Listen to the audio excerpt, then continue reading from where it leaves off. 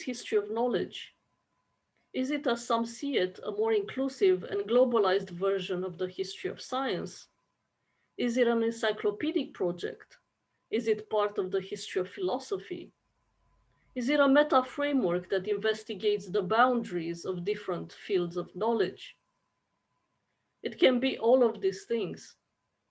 According to Sven Dupre, professor at the University of Utrecht and editor of the New Journal for the History of Knowledge, the field reflects the manifold ways of knowing throughout history, and is also a response to the changing forms of knowledge production and communication in the 21st century.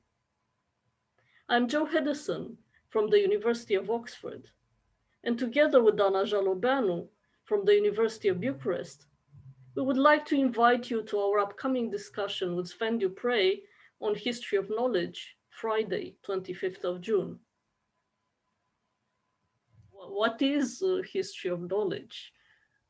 One way of thinking about the history of knowledge is thinking about it as in, that within its scope, it's basically about various different types of knowledge. So this can be all sorts of indigenous knowledge, can be artisanal knowledge, and so you also sort of broaden the who is basically considered to be an actor of knowledge production. Yeah. We really want to have the history of knowledge as sort of relevant. I mean, I think the history of knowledge as a field is sort of the 21st century and natural follow-up to the societal challenges that we're actually facing today. Would you define the field as being more holistic in a way?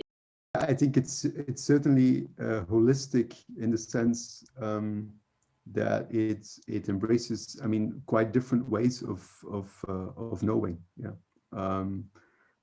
So I think it's certainly sort of more broad in that sense. What it definitely opens up, but is the possibility of, I think, sort of more macro narratives. So moving away from particular micro histories. Yeah, but I mean, then history of knowledge is certainly not the only movement within, historiography where you could actually, where you could do that. But it's one. Yeah. I'm just wondering if you're thinking of the history of knowledge also as a bridge to, let's say, the non-scholarly community, or rather than non-academics. I mean, the wider public.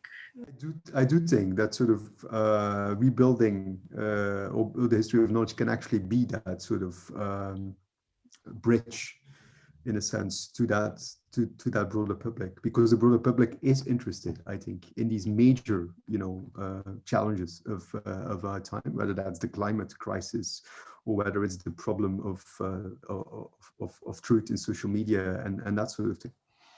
And so I do think that a broader public is rather interested in these issues, and that you then, as an historian, can actually contribute, or an historian of knowledge can actually also contribute to these issues. So yes, I see it very much as a sort of a re-entering of the public arena. The history of the Journal for the History of Knowledge is also very much open to all sorts of contributions, which basically link the histories to present-day concerns in society.